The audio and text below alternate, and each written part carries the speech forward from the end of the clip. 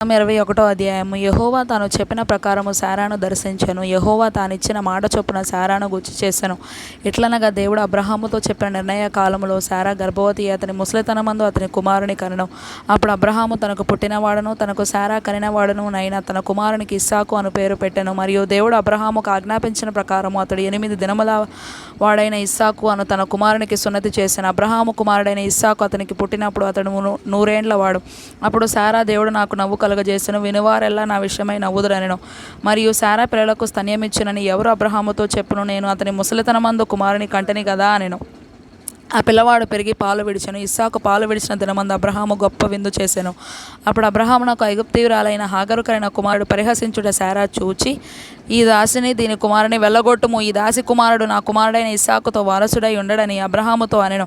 అతని కుమారుని బట్టి ఆ మాట అబ్రహామునకు మిక్కిలి దుఃఖము కలుగజేసెను. అయితే దేవుడు ఈ చిన్నవాని బట్టి నీ దాసిని బట్టి నీవు దుఃఖపడవద్దు. శారా నీతో చెప్పు ప్రతి విషయంలో ఆమె మాట వినుము. ఇస్సాకు వలన అయినదియే నీ సంతానం అనబడును. అయినను ఈ దాసి కుమారుడును నీ సంతానమే కదా, గనుక అతని కూడా ఒక జనముగా చేసేదనని అబ్రహాముతో చెప్పాను. కాబట్టి తెల్లవారినప్పుడు అబ్రహాము లేచి ఆహారమును నీళ్లతిత్తిని తీసుకొని ఆ పిల్లవానితో కూడా హాగరునకు అప్పగించి ఆమె భుజం మీద వాటిని పెట్టి ఆమెను పంపివేసెను. ఆమె వెళ్ళి బెయేర్షెబా అరణ్యములో ఇటు అటు తిరుగుచుండెను. ఆ తిత్తిలోని నీళ్లు అయిపోయిన తరువాత ఆమె ఒక పొద క్రింద ఆ చిన్నవాని పడవేసి పిల్లవాని చావును నేను చూడలేనని అనుకుని వింటి వేత దూరము వెళ్ళి అతనికి ఎదురుగా కూర్చుండెను. ఆమె ఎదురుగా కూర్చుండి ఎలుగెత్తి ఏడ్చెను. దేవుడు ఆ చిన్నవాని మొరను వినెను. అప్పుడు దేవుని దూత ఆకాశం నుండి హాగరును పిలిచి, హాగరు నీకేమి వచ్చినది? భయపడకు, మా చిన్నవాడున్న చోట దేవుడు వాని స్వరము వినియున్నాడు. నీవు లేచి ఆ చిన్నవాని లేవనెత్తి నీ చేత పట్టుకొనుము, వారిని గొప్ప జనముగా చేసేదనని ఆమెతో అనెను.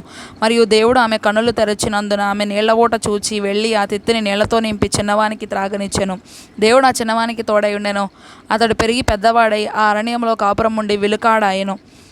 అతడు పారాను అరణ్యములో నున్నప్పుడు అతని తల్లి ఐగుప్తు దేశము నుండి ఒక స్త్రీని తెచ్చి అతనికి పెళ్లి చేసెను. ఆ కాలమందు అబీమెలకును అతని సేనాధిపతి అయిన ఫీకోలును అబ్రహాముతో మాటలాడి, నీవు చేయు పనులన్నిటిలోనూ దేవుడు నీకు తోడై ఉన్నాడు గనుక నీవు నన్నైనను నా పుత్ర పౌత్రాదులనైనను వంచింపక నేను నీకు చేసిన ఉపకారము చొప్పున నాకును నీవు పరదేశివై ఉన్న ఈ దేశం నాకు చేసేదనని దేవుని పేరిట ఇక్కడ నాతో ప్రమాణము చేయమని చెప్పాను. అందుకు అబ్రహాము ప్రమాణము చేసేదనను. అబీమెలకు దాసులు బలాత్కారముగా తీసుకున్న నీళ్ల బావి విషయమై అబ్రహాము అబీమెలకును ఆక్షేపింపగా, అబీమెలకు ఈ పని ఎవరు చేసిరో నేను ఎరుగను, నీవును నాతో చెప్పలేదు, నేను నేడే గాని ఈ సంగతి వినలేదని చెప్పగా అబ్రహాము గొర్రెలను గొడ్లను తెప్పించి అబీమెలకు ఇచ్చెను. వారిద్దరూ ఇట్లు ఒక నిబంధన చేసుకొనిరి. ఆ తరువాత అబ్రహాము తన గొర్రెల మందలో నుండి 7 పెంటి పిల్లలను వేరుగా ఉంచెను. గనుక అబీమెలకు అబ్రహాముతో నీవు వేరుగా ఉంచిన ఈ 7 గొర్రెపిల్లలు ఎందుకని అడిగెను.